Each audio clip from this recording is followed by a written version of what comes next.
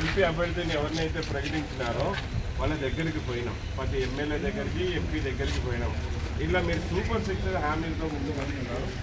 ఈ ఒక్క హామీ ద్వారా మా డ్రైవర్లు నష్టపోతున్నారు. మరి దీనికి పరిష్కారం కదా? అంటే మీకు డ్రైవర్ల ఓట్లు అవసరం లేదా? డ్రైవర్ల ఓట్లు కావాలి కదా. మరి డ్రైవర్ల ఓట్లు కావాలనుకున్నప్పుడు మీరు ఫ్రీ బస్సులు వదిలితే మా ఆటో డ్రైవర్లు, ట్యాక్సీ డ్రైవర్లు నష్టపోతారు. నష్టపోతే ఆ నష్టాన్ని ఎలా భర్తీ చేస్తారు చెప్పండి. వాళ్ళు అప్పుడు మాకు చెప్పిన మాట ఏమంటే, దీని మీద మాట్లాడదాం, ఆటో డ్రైవర్లకు కానీ ట్యాక్సీ డ్రైవర్లకు కానీ అన్యాయం జరగకుండా చూసుకుంటాం.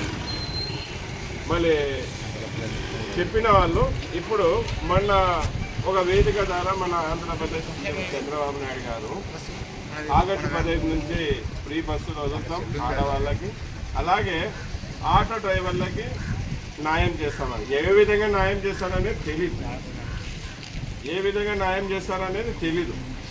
మనకిన న్యాయం చేయకుండా అన్యాయం చేస్తే మనమందరం మన ఊర్లో వదలాలి, మనమందరం మన ఊర్లో వదలాలి.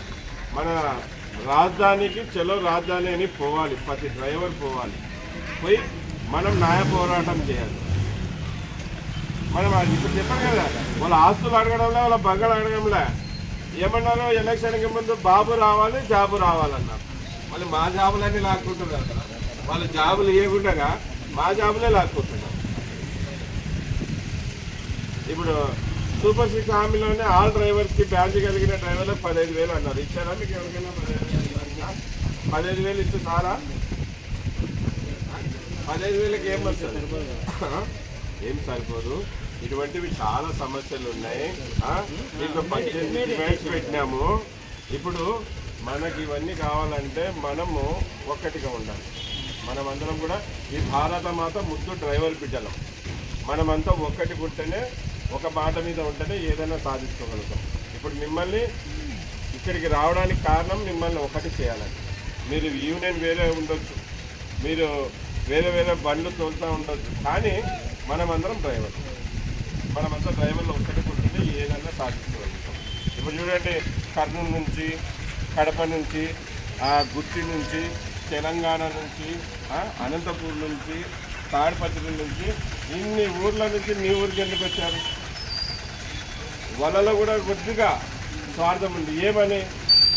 మనమంతా ఒక్కటైతే నా పిల్లల భవిష్యత్తు బాగా అవుతుందన్నా, మనమంతా ఒక్కటైతే నేను గర్వంగా ఉందాక తలెత్తుకుని తిరగగలను సమాజంలో, మనమంతా ఒక్కటైతే మన సమస్యలంతా తీరుతాయి కదా అనే ఉద్దేశంతో వీళ్ళందరికీ దగ్గర వస్తారు. ఈ వచ్చిన వాళ్ళకి ఏం మీరు ఇవ్వడంలే కదా, ఏమన్నా అడుగుతున్నారా? ఏం లేదు.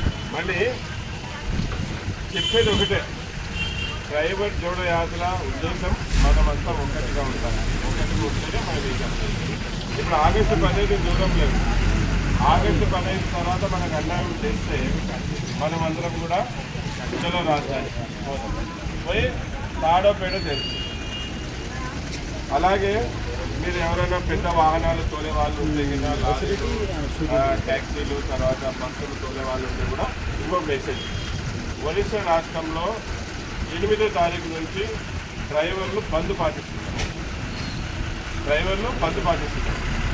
వాళ్ళవి కూడా డిమాండ్స్ ఉన్నాయి. ఒక 7 డిమాండ్ల మీద ప్రభుత్వం చాలాసార్లు